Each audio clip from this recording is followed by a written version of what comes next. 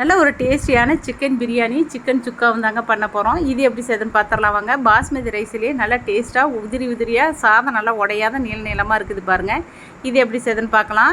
நான் வெங்காயத்தை நல்லா பொன்னிறமாக வறுத்து எடுத்து வச்சுக்கிட்டேன். ஒரு பக்கம் இருக்கட்டும். 3/4 கிலோ சிக்கன் எடுத்துக்கிட்டேன். இதுக்கு 1/2 டீஸ்பூன் மஞ்சத்தூள், 1 டீஸ்பூன் கரம் மசாலா, 1 டீஸ்பூன் மிளகாத்தூள், 1 டீஸ்பூன் இஞ்சி பூண்டு பேஸ்ட்டு, 1 டீஸ்பூன் உப்பு, 1 கைப்பிடி அளவுக்கு புதினா இலை போட்டுக்கிட்டேன். 2 கரண்டி தயிர் சேர்த்துக்கிட்டேன். இதை நல்லா வறுத்த ஆனியனை இதோடு சேர்த்து இது கூடவே 2 பட்டை, 5 ஏலக்காய், 5 கிராம் சேர்த்துக்கிட்டேன். நல்லா போட்டு நல்லா பெசரி நல்லா ஒரு 1/2 மணி நேரம் ஊற வச்சுக்கலாம். நான் ஒரு கப்பு ரைஸ் எடுத்திருக்கேன், பாஸ்மதி ரைஸு. ஒரு குக்கரில் 2 கரண்டி எண்ணெய் விட்டுருக்கேன், 2 கரண்டி நெய் விட்டுருக்கேன்.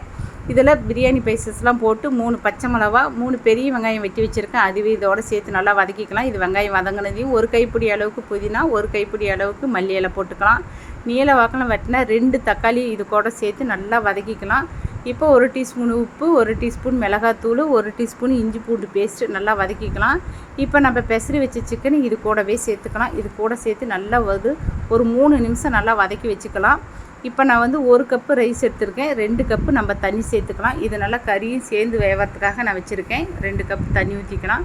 ஒரு 5 நிமிஷம் விட்டு நல்லா கொதித்ததையும் இப்போ நம்ம ரைஸை சேர்த்துக்கலாங்க. ரைஸை சேர்த்து லைட்டாக கிண்டி விட்டு நம்ம 2 விசில் வச்சு எடுத்துட்டால் போதும். நல்லா பிரியாணி பாருங்கள், நல்லா உதிராக சாதம் நல்லா பொலன்னு நல்லா வெந்திருக்கு. இது ஒரு பக்கம் இருக்கட்டும். இப்போ 1/2 கிலோ சிக்கனுக்கு எடுத்திருக்கேன்.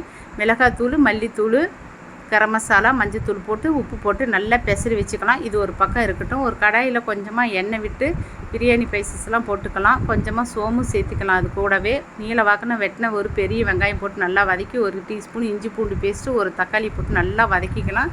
இது நல்லா வதங்கினதையும் நம்ம பெசரி வச்ச சிக்கனை இதோடு சேர்த்து கொஞ்சமாக கருவேப்பிலை, 1 டம்ளர் தண்ணி விட்டு நல்லா ஒரு மூடி போட்டு கிளறி விட்டு நம்ம நல்லா வேக வச்சு எடுத்துக்கலாங்க. நல்லா நான் இன்னும் தண்ணி சொல்கிறதுக்காக கொஞ்சம் விட்டுட்டேன். இந்த பாருங்கள், இந்த அளவுக்கு சிக்கன் சுக்கா ரெடி ஆயிடுச்சு. இந்த மாரி செஞ்சு கொடுத்து பார்த்து எப்படி இருக்குன்னு சொல்லுங்கள்.